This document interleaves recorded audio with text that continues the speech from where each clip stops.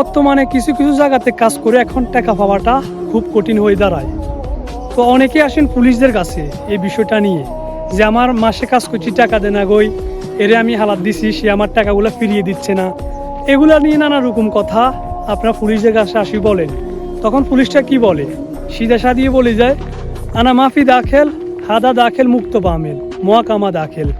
তো মহাকামার কাছে আপনাকে যেতে হবে, আপনাদেরকে মহাকামার কাছে গেলে তারা এই বিষয়গুলো দেখবে, তারা এই বিষয়গুলো নিয়ে সমালোচনা করবে এবং কি আপনি যে যার কাছে টাকা পাবেন, কপিল হইলে কপিল, আজনবী হলে আজনবী, তাদেরকে ফোন দিয়ে তারা এই বিষয়গুলো বলবে এবং কি তারা হচ্ছে পাওয়ারফুল। তারা হচ্ছে কি আমাদের আজনবী যারা আছি আমরা বাংলাদেশি, হিন্দি, পাকিস্তানি, তাদেরকে দেখার জন্য কে মহাকামা আছে, আমেল মুক্তব আছে, তাদের কাছে যাবেন আপনারা।